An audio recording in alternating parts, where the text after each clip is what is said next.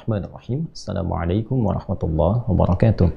Alhamdulillah Rabbil Alamin. Wassalatu wassalamu ala Rasulillahil Karim Sayyidina Muhammadin al-Amin wa ala alihi wa sahbihi ajma'in wa ba'd.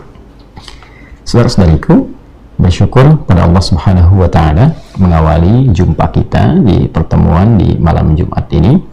Sudah memasuki di 15 Juni 2023 Masehi dan akan juga memasuki penghujung di bulan Dzulqa'dah 1444 Hijriah. Semoga Allah Subhanahu wa Ta'ala senantiasa memuliakan kita sampai dengan saat ini dan menjaga kita untuk selalu dalam peningkatan ketakwaan pada Allah Subhanahu wa Ta'ala dan membimbing kita untuk mengisi hari-hari kehidupan kita lebih baik daripada hari sebelumnya, dan semoga kita semua diwafatkan dalam keadaan husnul khatimah, menjadi hamba Allah yang patuh dan taat hanya kepadanya. Allah Subhanahu wa Ta'ala berfirman, A'udzubillahi minasyaitonir rajim. Bismillahirrahmanirrahim. Ya ayyuhalladzina amanu taqullaha haqqa tuqatih wa la tamutunna illa wa antum muslimun. Duhai seluruh hamba yang telah menyatakan beriman, tingkatkanlah takwamu kepada Allah dengan serius, dengan sungguh-sungguh, dan jaga dirimu, pastikan jangan sampai engkau wafat kecuali dalam keadaan hamba yang patuh dan taat kepada Allah Subhanahu wa Ta'ala. Dalam kerangka itu, kita akan mencoba berikhtiar untuk mendalami kembali pedoman berkehidupan dalam Al-Quran dan Sunnah Rasulullah SAW yang kita padukan dalam satu nama, Aqsa Al-Quran Sunnah Solution.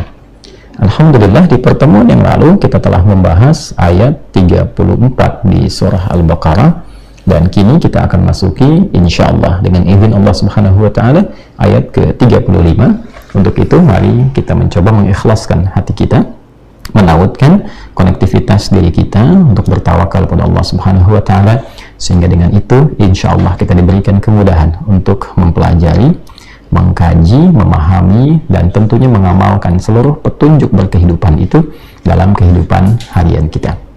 Bismillahirrahmanirrahim. Di pertemuan yang lalu kita telah membahas tentang bagaimana manusia pertama, kakek kita Nabi Adam alaihissalam, dan tentunya dengan Sayyidah Hawa alaihissalam bermula saat mulai penugasan dan penciptaan manusia pertama dari Adam alaihissalam yang ditujukan untuk beraktivitas di bumi sebagai khalifah, pemakmur, penyukses, pembawa kebahagiaan, dan membawa misi untuk berkehidupan saling menggantikan. Untuk menyukseskan itu, Allah Subhanahu wa Ta'ala memberikan bekal spesifik, bekal yang istimewa, yang memang bekal ini hanya mengiringi tugas berkehidupan di bumi saja, yaitu bekal pengetahuan terkait dengan berbagai hal yang akan dijalani oleh Adam dan anak cucunya saat berkehidupan di bumi. Untuk itulah kemudian Allah Subhanahu wa Ta'ala menyampaikan, mempresentasikan melalui Adam alaihissalam, menunjukkan kepada makhluk-makhluknya, terkhusus malaikat dan kalangan jin, akan kemuliaan tugas ini, keunggulan hamba makhluk yang dipilih oleh Allah untuk mengemban misi dimaksud, serta menunjukkan bagaimana tingkat ketakwaan dan ibadah dapat dibangun dengan berbagai hal dalam rangka mengagungkan Allah Subhanahu wa Ta'ala. Kemudian setelah itu ditampilkan, ditunjukkan keagungan Allah Subhanahu wa Ta'ala, maka seluruh makhluk patuh dan menyadari sepenuhnya akan keagungan, kebesaran, dan keesaan Allah Subhanahu wa Ta'ala, sehingga saat diperintahkan untuk memenuhi perintah Allah berupa hormat kepada Adam, maka seluruh kalangan malaikat hormat kepada Adam alaihissalam guna menaati Allah Subhanahu wa Ta'ala. Namun ada satu makhluk yang tidak ingin memenuhi perintah itu, sehingga disebut oleh Allah Subhanahu wa Ta'ala makhluk itu dengan nama iblis, yang tertutupi oleh sifat-sifat keburukan yang pekat. Makhluk ini semula adalah dari kalangan jin, yang diduga jin yang taat, namun ditutupi oleh kesombongan yang sangat luar biasa tingginya, sehingga dengan itu menyelimuti berbagai kebaikan yang telah ditenun, sehingga luntur itu semua dan tidak berdiri di hadapan Allah Subhanahu wa Ta'ala. Untuk itu di ayat ke-34 kemarin kita diberikan isyarat yang kuat di dalam Al-Quran agar senantiasa membangun ketawaduan dalam rangka mematuhi segala perintah Allah Subhanahu wa Ta'ala. Jadi bukan sekedar kita menyembah Allah, mematuhi perintahnya, tapi juga membangun ketawaduan dengan keikhlasan, ketulusan. Karena boleh jadi ada orang yang sholat tapi hatinya, siapa yang mengetahui keadaannya tulus untuk mendedikasikan ibadahnya kepada Allah Subhanahu wa Ta'ala. sehingga kelak ada juga yang disoal, ya, bahkan oleh Allah langsung dengan satu firman yang tegas, fawailul lil musallin. Ada orang salat yang celaka. Siapa orang itu? Alladzina hum an salatihim sahun, yaitu orang yang lalai dalam menjaga keadaan salatnya. Alladzina hum yura'un. Ternyata orang-orang itu tidak tulus dalam menunaikan salatnya, bukan dalam arti berniat mematuhi perintah Allah, tapi hanya untuk pencitraan atau menarik perhatian makhluk, dan bukan ditujukan untuk beribadah kepada Allah Subhanahu wa Ta'ala. Maka jangan sampai keadaan diri kita dalam menaati Allah menjadi terhalang, tertutup oleh sifat-sifat yang tidak baik, ya, sifat-sifat yang menjerumuskan seorang hamba makhluk dari rahmat Allah Subhanahu wa Ta'ala. Sesuatu yang tertutup, terhalang, yang menjaga dia untuk tidak terhubung dengan Allah, dalam arti menutup dirinya sehingga tidak mampu terkoneksi dengan Allah Subhanahu wa Ta'ala. Dalam bahasa Arab, kata kerjanya disebut dengan kafar, pelakunya disebut dengan kafir, jamaknya disebut dengan kafirin.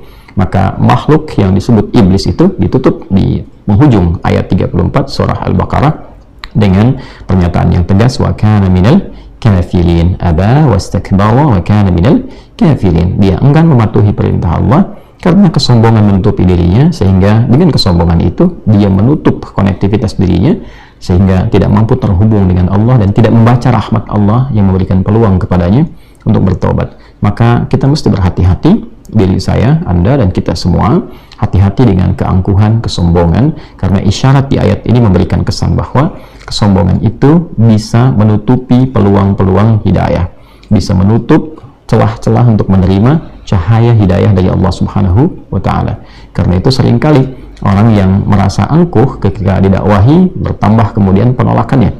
Ketika diingatkan sulit menerima. Itu mesti hati-hati, karena boleh jadi itu bagian dari penyakit pertama iblis yang mungkin kemudian diteruskan atau dibisikkan, diwaswaskan kepada anak cucu Adam. Kita harus saling mendoakan, kita harus saling mampu mengingatkan, sehingga dengan itu semoga Allah Subhanahu wa Ta'ala senantiasa membentengi kita dengan nilai-nilai kebaikan. Kita akan masuk ke ayat ke-35 setelah semua peristiwa tadi, dan iblis kemudian mendapat laknat Allah Subhanahu wa Ta'ala seperti pernah kita bahas di pertemuan yang sebelumnya, dan kita akan sambungkan pada ayat berikut sehingga tidak mengulang terlampau panjang, dan teman-teman yang baru tersambung bisa mengikuti episode yang sebelumnya. Bismillahirrahmanirrahim. Di ayat 35, A'udzu billahi minasyaitonir rajim. Bismillahirrahmanirrahim.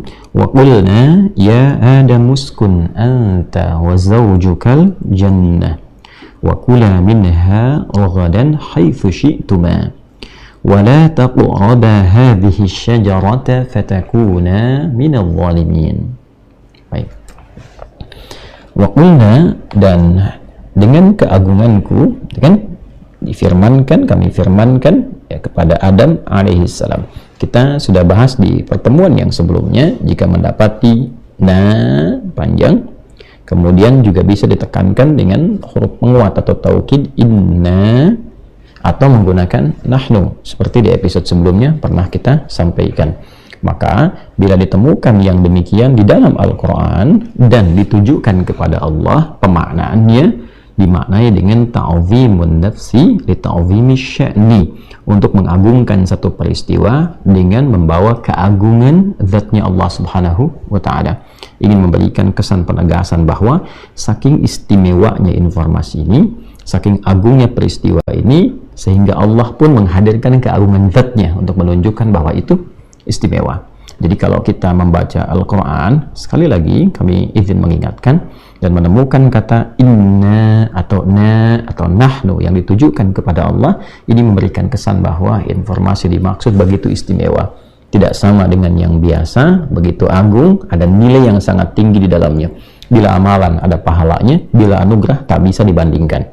Ya, kurang lebih demikian gambarannya.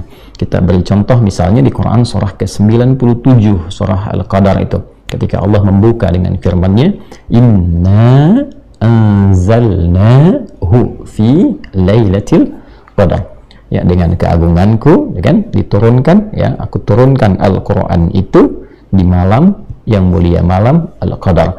Jadi penurunan Al-Quran ketika diawali dengan kata inna, bahkan anzalna, memberikan kesan yang kuat bahwa itu peristiwa yang agung, yang dahsyat, nggak serupa dengan peristiwa-peristiwa yang lainnya, memiliki nilai pahala yang sangat tinggi di dalamnya. Karena itu seperti sudah viral kita banyak ketahui, ketika kita ingin menggali apa itu malam Al-Qadar, Allah sendiri kemudian yang menjawab, ya wa ma adraka ma lailatul qadr, lailatul qadri khairum min alfi syahr. Demikian ketika Allah Subhanahu wa taala berfirman tentang keagungan Al-Qur'an saat dijaga. Tadi saat diturunkan, ya Al-Qur'an turuntut sekali.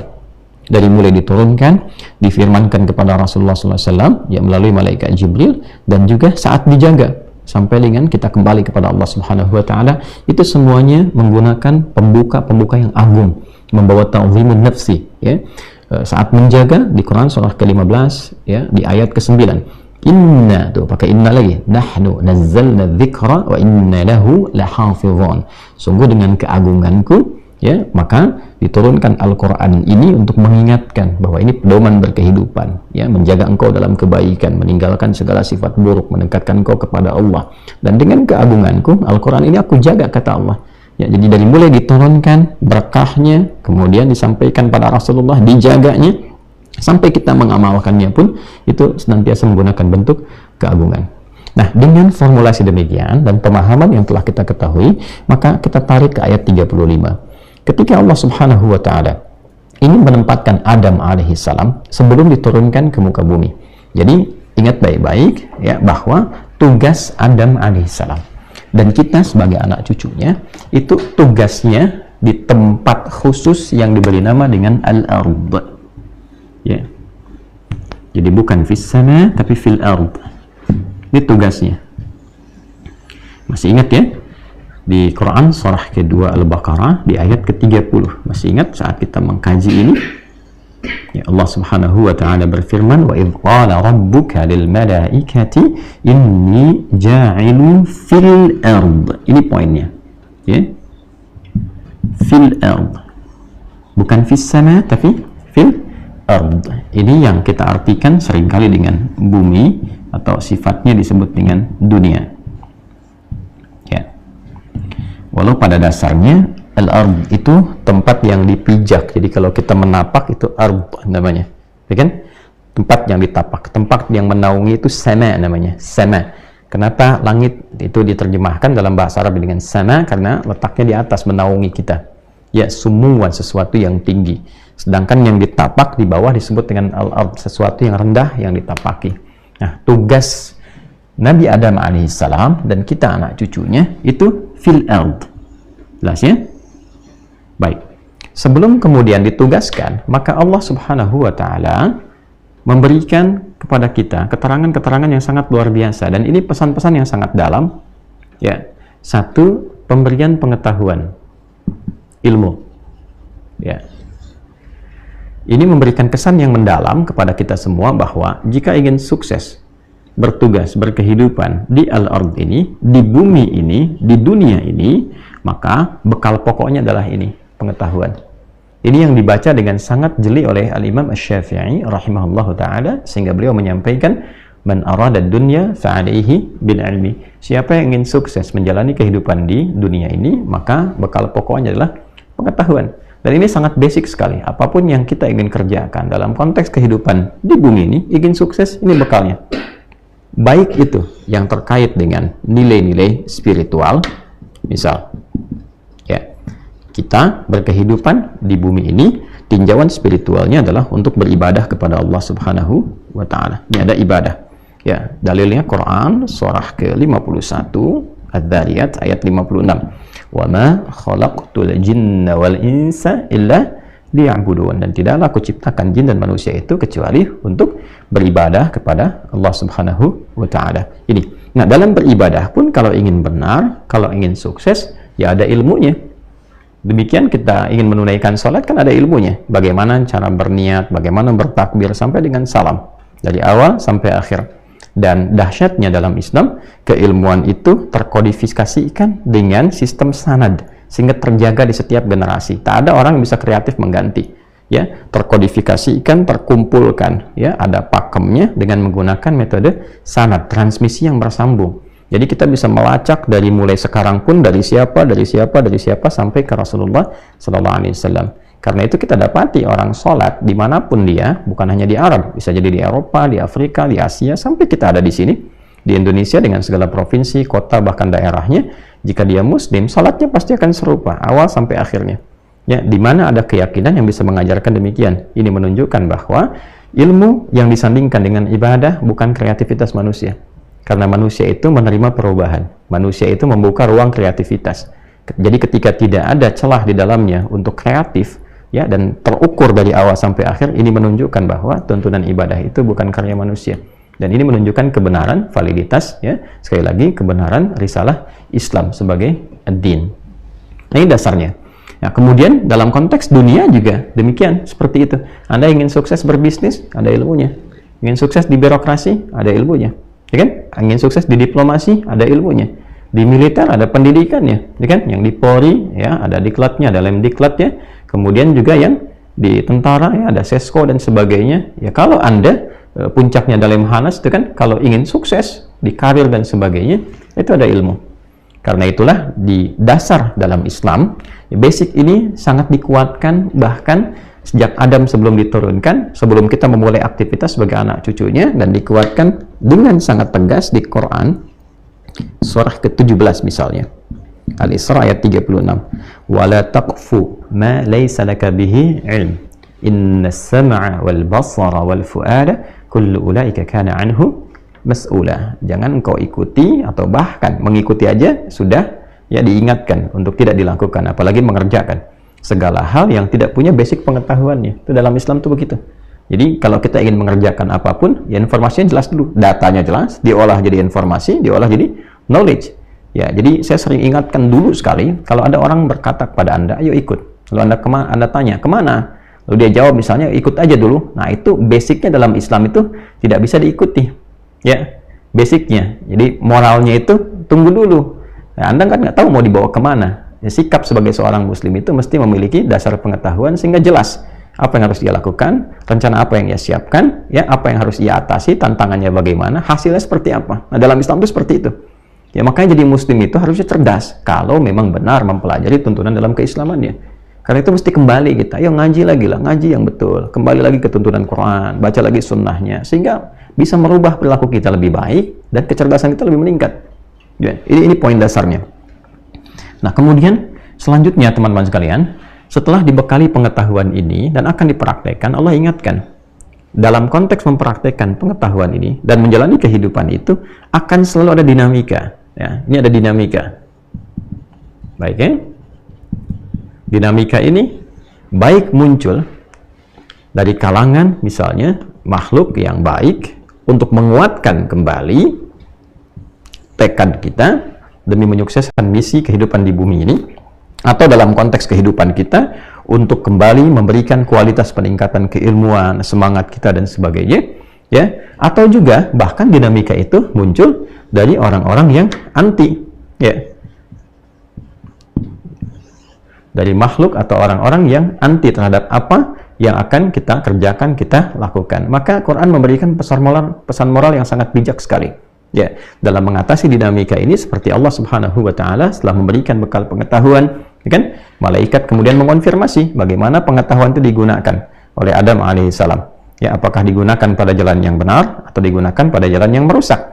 Maka diingatkan oleh kisah malaikat ini, jangan sampai pengetahuan yang dikumpulkan itu digunakan sebagai konstruksi, ya, atau jalan untuk merumuskan sesuatu yang sifatnya merusak, yang destruktif, ya, yang merusak melalui tindakan-tindakan yang bertentangan dengan nilai-nilai kebaikan. Ya, dalam bahasa singkatnya kriminalitas, demikian. Ya, maka ini nyata sekali, dan itu telah diingatkan dari sejak awal. Maka malaikat kan sudah menyampaikan, ya, dengan menyampaikan kepada Allah Subhanahu wa Ta'ala dengan permohonan untuk memberikan hidayah kepada Adam alaihissalam dengan cara yang sangat lembut sekali, ya, untuk mengonfirmasi pilihan Allah itu, dan Allah sudah maha mengetahui dengan itu semua. Sudah kita bahas di episode sebelumnya, ya. Tapi yang paling mendasar adalah diabadikan kalimat ini dalam Al-Quran, ataj'alu fiha may yufsidu fiha wa yasfikud dima, ya Allah, ya kan, apakah akan dipilih sosok yang berkehidupan di bumi itu yang berpotensi melakukan tindakan yang merusak, bahkan menumpahkan darah.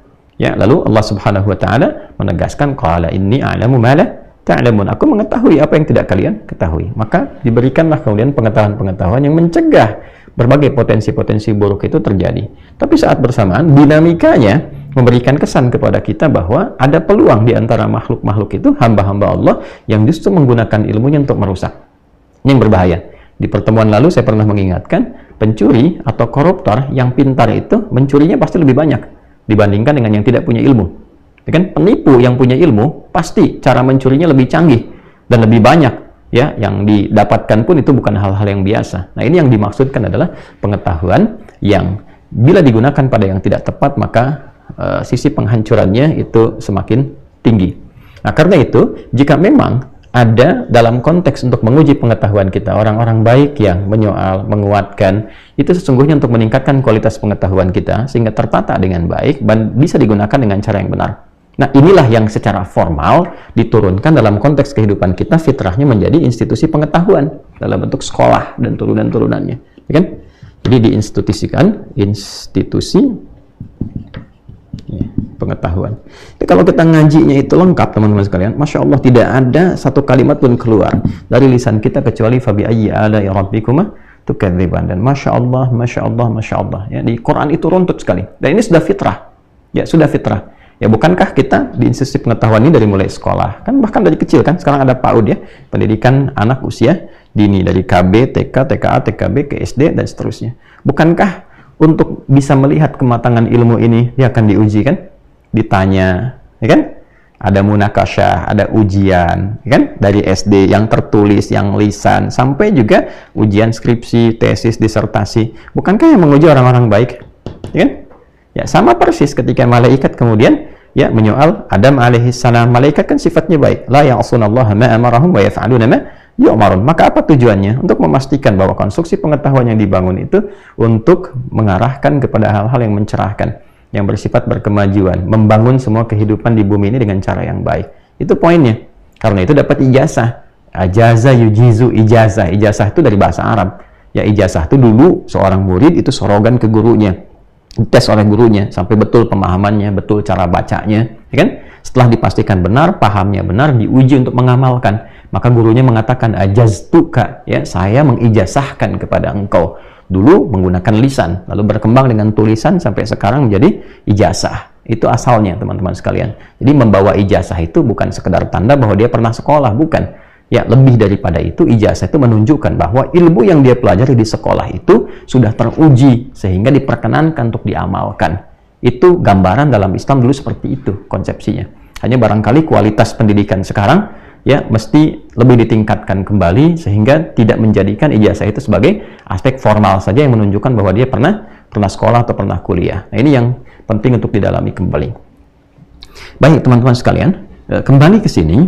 Setelah kemudian ini disampaikan, diujikan langsung ya, oleh Allah Subhanahu wa Ta'ala, ini juga bisa memberikan kesan kepada kita menjadi fitrah bahwa keilmuan yang bagus itu yang teruji. Ya, sehingga kadang-kadang kita dapati ini ada sidang terbuka kan ya, dari dunia pengetahuan ya. Kalau di umum kan suka ada diskusi ya, diskusi adu argumentasi ya dan sebagainya. Ini hal yang lumrah dan terbawa karena itu fitrah berkehidupan untuk melihat apakah keilmuan itu layak, pantas ya untuk dipahami, diamalkan atau tidak. Tapi sisi lain, orang-orang yang sudah punya visi baik itu, ilmu yang baik itu, ya akan juga tetap berpotensi mengalami ujian dari sisi yang lain, yaitu yang anti. Ini juga bagian dari fitrah kehidupan. Ya, karena sejak awal manusia diciptakan sudah ada makhluk yang memang anti pada Adam alaihissalam, anti pada kebaikan, dan dia sudah antitesanya. Ya, antitesanya apa? Jadi kalau Adam itu konstruksi ilmunya adalah ilmu yang positif, ini dibalik, di sini negatif. Jadi kalau di sini ada jujur, di sini ada dusta. Di sini ada sabar, di sini ada amarah yang tak terkontrol. Di sini ada rendah hati, di sini ada sombong. Demikian seterusnya. Nah, ini yang diwakili oleh figurnya iblis, laknatullah alaih. Ya, iblis. Jadi kalau di sini ada rahmat, di sini ada rajmah. Di sini ada rahim, di sini ada rajim. Makanya kan kita mengatakan a'udzubillahi minasyaitonir rajim. Nanti kita akan bahas setan ketika masuk ke bagian ayatnya. Nah, ini gambarannya. Jadi sepintar apapun Anda, saya, kita, dan meniatkan ilmu dari kepintaran itu untuk didedikasikan pada kebaikan, itu pasti dalam prakteknya akan menemukan ini. Ya, akan menemukan ini. Sifat-sifat yang mungkin anti. Kalau tidak percaya silahkan, di bisnis Anda berusaha jujur, pasti akan Anda menemukan tantangan yang anti pada kejujuran yang Anda praktekkan. Di birokrasi, Anda menjadi birokrat yang jujur, yang disiplin. Dalam saat yang bersamaan, Anda akan menghadapi orang-orang yang anti pada kejujuran Anda, anti pada kesederhanaan Anda. Ya, demikian seterusnya. Nah, ini ditujukan untuk apa? Untuk menjaga konsistensi kebaikan kita. Sebab kalau tidak ada ujian-ujian yang seperti ini, nggak akan diketahui tingkat kebaikan-kebaikannya. Sabar itu nggak akan diketahui kalau nggak ada amarah. Ya kan? Jujur itu nggak akan dikenal kalau tidak ada dusta. Nah, dusta diciptakan untuk bisa mengetahui dan meningkatkan kadar kejujuran. Sebab kalau nggak ada itu nggak akan diketahui. Ya, tapi tetap dustanya itu tidak dibenarkan. Ya kan? Iblisnya tetap terlaknat. Ya, jadi jangan Anda menyimpulkan bahwa iblis punya jasa. Tidak.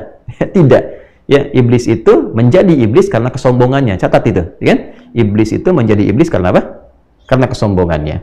Nah, setelah sempurna ini, teman-teman sekalian, ditampakkan semuanya supaya tahu, supaya mengerti. Ya, hiduplah dengan pengetahuan. Ini dinamikanya, ini untuk meningkatkan kualitas pengetahuan, ini tantangannya. Setelah paham itu semua, maka ditempatkanlah Adam alaihissalam oleh Allah di tempat sementara untuk mengumpulkan semua hal yang telah dipelajari ini. Mulai praktek sebelum turun ke bumi. Untuk mendapatkan berbagai macam kesempurnaan dan kelengkapan bekal sebelum memulai tugas utamanya di muka bumi. Tempatnya disebut apa? Keadaannya bagaimana sampai dibuka firman-Nya dengan keagungan. Saking agungnya tempat itu menjadi gambaran bagi Adam alaihissalam dan pasangannya Hawa alaihissalam untuk memulai tugas sebelum diturunkan secara formal di muka bumi. Kita akan bahas itu setelah menunaikan sholat Isya berjamaah. Kita jeda sejenak karena sudah tiba waktu Indonesia bagian barat dari Bekasi tepatnya untuk menunaikan sholat Isya berjamaah. Jeda sejenak, kita lanjutkan kembali. Subhanakallahumma wa bihamdika asyhadu an la ilaha illa anta astaghfiruka wa atubu ilaik. Assalamualaikum warahmatullahi wabarakatuh.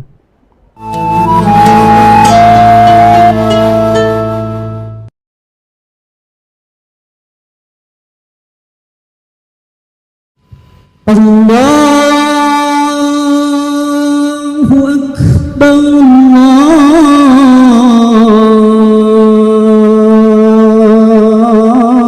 Allahu Akbar.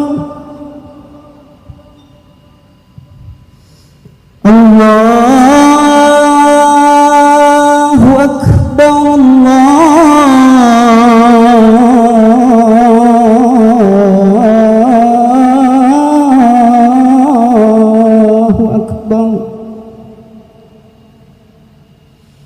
Asyhadu an la ilaha illallah.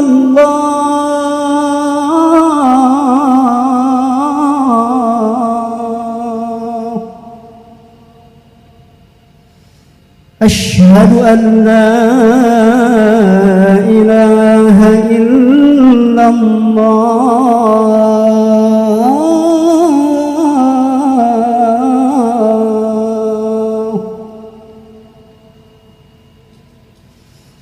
أشهد أن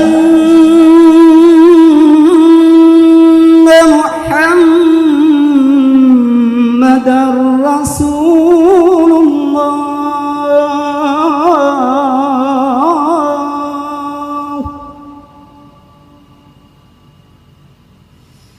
أشهد أن محمدًا رسول الله.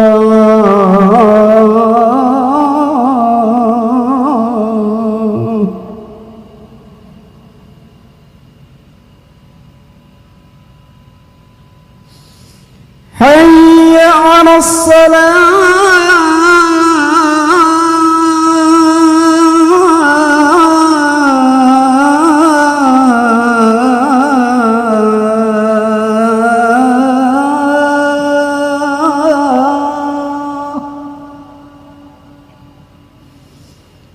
حي على الصلاة.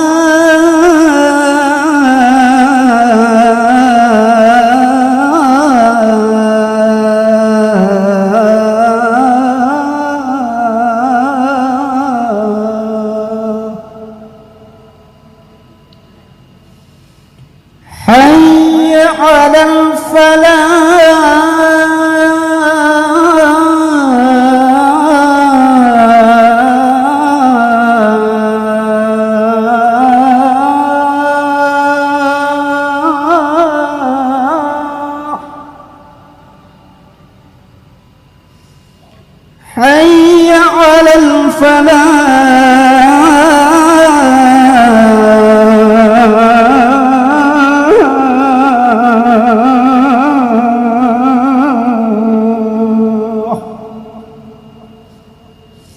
Allahu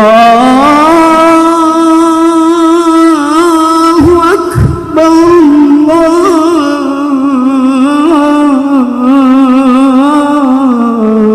Allahu Akbar.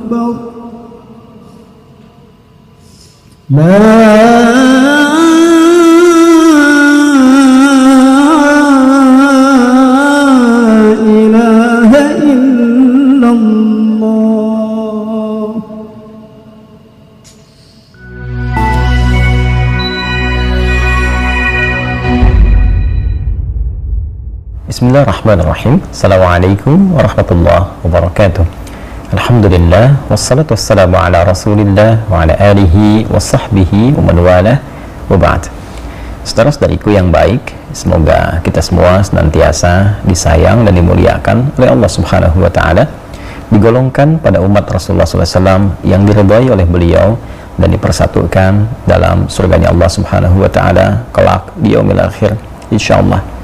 Dalam rangka berikhtiar mewujudkan itu semua, alhamdulillah kita telah bersama membangun satu pesantren yang dikhususkan untuk mendidik dan melahirkan ulama-ulama masa depan, Ma'had Islam Rafi'ah Akhyar, MIRA.